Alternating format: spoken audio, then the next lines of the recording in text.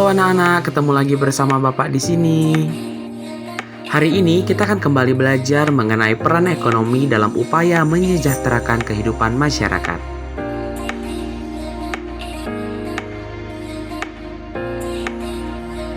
Eits, tunggu dulu. Sebelum kita mempelajari peran ekonomi dalam menyejahterakan masyarakat, terlebih dahulu kita akan mengingat kembali materi yang sudah lewat. Masih ingatkah kamu apa yang dimaksud dengan ekonomi? Ekonomi adalah suatu ilmu sosial yang mempelajari tentang kegiatan manusia yang berkaitan dengan aktivitas produksi, distribusi, dan konsumsi terhadap barang dan jasa atau semua yang berhubungan dengan upaya dan daya manusia dalam memenuhi kebutuhan hidupnya untuk mencapai suatu tingkatan kemakmuran.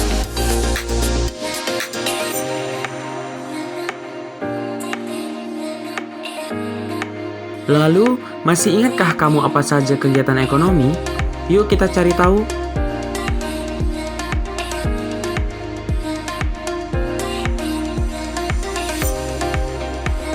Yang pertama, produksi, yaitu suatu kegiatan menciptakan atau menambah nilai guna barang atau jasa untuk memenuhi kebutuhan manusia.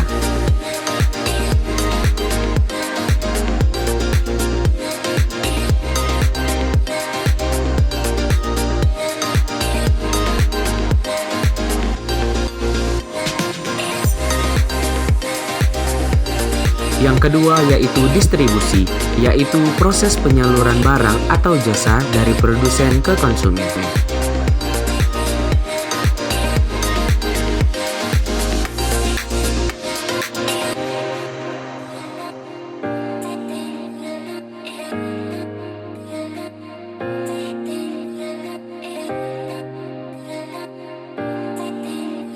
Yang ketiga, konsumsi, yaitu suatu kegiatan yang dilakukan oleh makhluk hidup yang mana kegiatan tersebut meliputi memakai, mengurangi, atau menghabiskan nilai guna suatu barang ataupun jasa.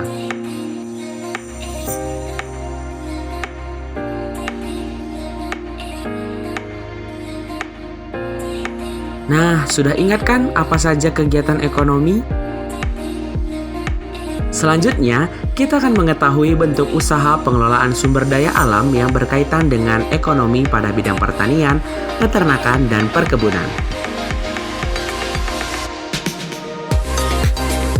Nah, yang pertama kita akan membahas cara meningkatkan hasil usaha di bidang pertanian.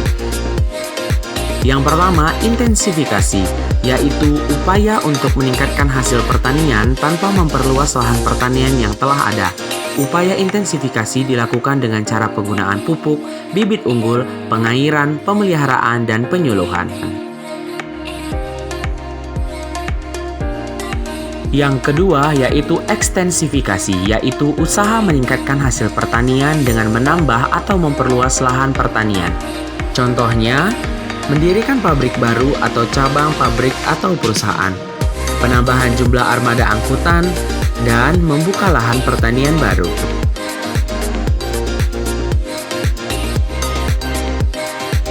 Yang ketiga, diversifikasi, yaitu usaha meningkatkan hasil pertanian dengan cara memperbanyak jenis tanaman pada suatu lahan pertanian. Contohnya, usaha meningkatkan hasil produksi seperti sistem tumpang sari, yaitu menanam beberapa jenis tanaman secara bersamaan pada lahan yang sama. Selain menghasilkan kain, juga memproduksi pakaian jadi. Selain menanam padi, pada lahan yang masih kosong ditanami juga palawija.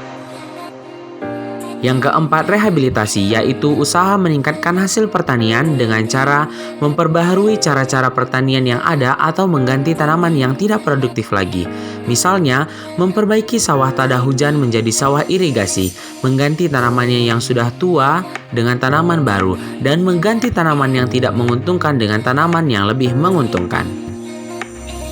Selanjutnya, kita akan membahas jenis usaha di bidang perkebunan. Yang pertama, perkebunan rakyat adalah perkebunan yang dikelola oleh rakyat.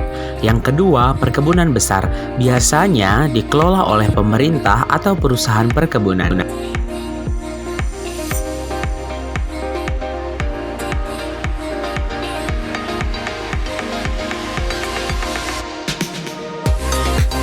Selanjutnya, jenis usaha di bidang peternakan. Yang pertama, peternakan hewan besar adalah peternakan sapi, kerbau, dan kuda. Yang kedua, peternakan hewan kecil adalah peternakan kambing, domba, kelinci, dan babi. Yang ketiga, peternakan unggas adalah peternakan ayam, itik, entok, dan burung. Nah, kita lanjutkan yuk pembelajaran kita.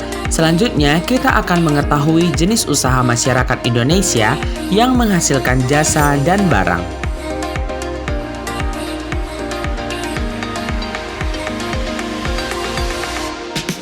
Yang pertama, pekerjaan masyarakat Indonesia yang menghasilkan jasa. Jasa adalah kegiatan usaha dalam bentuk pelayanan terhadap konsumen. Jasa merupakan kegiatan ekonomi dengan cara memberikan pelayanan jasa. Contohnya, jasa transportasi seperti angkutan bus, kereta api, penerbangan, pariwisata, pelayaran, dan lain-lain. Selanjutnya, kita akan membahas pekerjaan masyarakat Indonesia yang menghasilkan barang. Yang pertama, industri. Usaha atau aktivitas mengolah bahan mentah atau barang setengah jadi menjadi barang jadi yang mempunyai nilai tambah untuk mendapatkan sebuah keuntungan.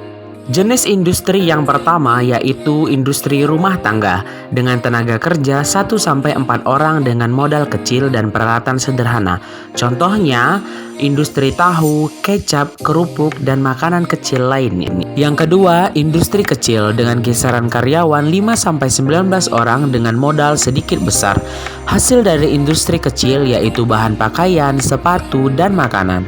Yang ketiga, industri sedang dengan kisaran karyawan 20-99 orang yang menggunakan modal yang cukup besar. Hasil dari industri ini berupa mebel, konveksi, dan lain-lain. Yang keempat, industri besar dengan jumlah karyawan lebih dari 100 orang menggunakan modal besar juga dibantu mesin-mesin modern.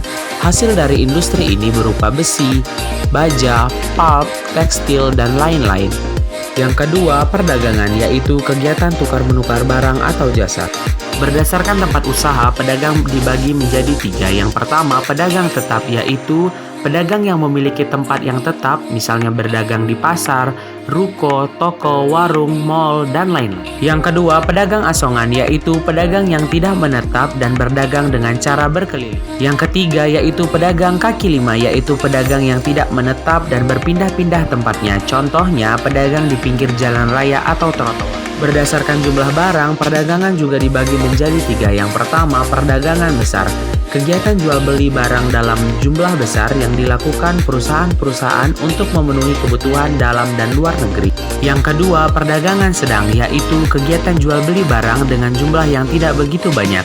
Yang ketiga, perdagangan kecil, yaitu kegiatan perdagangan dilakukan oleh para pedagang kecil dengan modal dan jumlah barang sedikit. Masih semangat kan? Selanjutnya, kita akan mengetahui bentuk usaha masyarakat yang ada di sekitar tempat tinggal.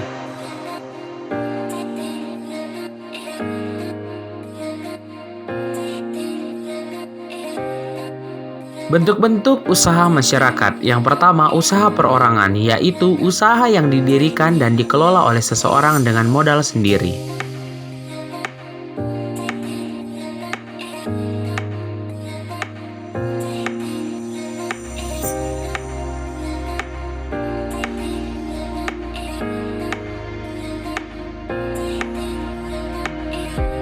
Yang kedua, badan usaha, yaitu usaha yang dikelola oleh beberapa orang atau beberapa badan usaha. Modal usaha kelompok didapat dari penanaman modal seseorang atau beberapa orang. Contoh dari badan usaha yaitu badan usaha milik negara, badan usaha milik daerah, dan badan usaha milik swasta.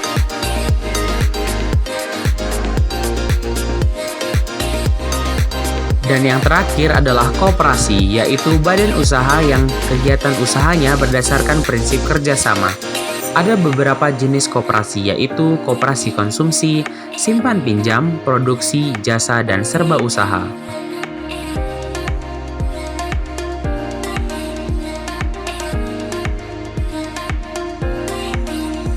Cukup sekian materi hari ini, terima kasih.